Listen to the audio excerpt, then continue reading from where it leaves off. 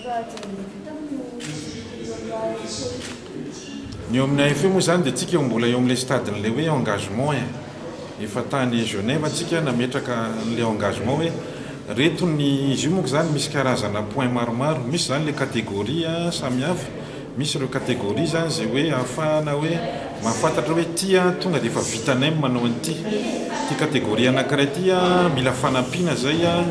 na amin'ny lafiny hoe conseiller zany na amin'ny lafiny hoe arabola, ary misy partie farany zay hoe tena hoe mbola tsy vitanay mihitsy ity ka mangataka zay fotoana lavalava ahafahanay maka engagement amin'izany zavatra rehetrarehetra zany. Ka ro dingana rehetrarehetra reo zany no filazan'zareo anazy hoe catégorisation no amafisina amin'ity roa andro ity zany ahafahana mahafantatra tsara zany hoe aiza ny domaine mbola tena mahafaible atsika ka mety mila financement ve tsika, mety mila expert ve tsika, ary mety mila fotoana ve tsika ametrahana zany zavatra rehetrarehetra zany.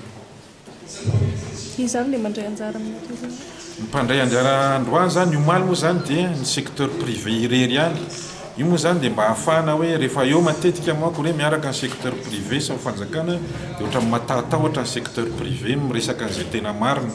Omaly zany omaly ariva secteur privé dia ny androany zany tena hoe miaraka amin'izay zany secteur privé sy fanjakana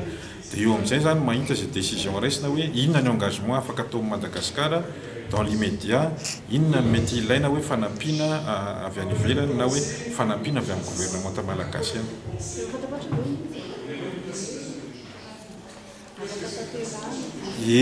Tam'le fahatongavan'le expert farany taty moa zany alohantsika niditra engagement io tany Genève tany amin'ny OMC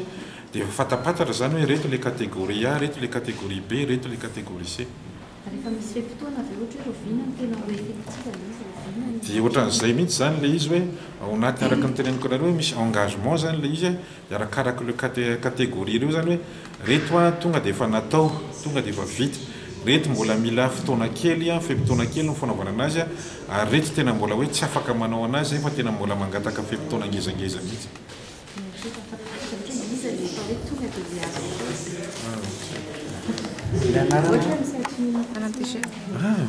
Tanio ny directeur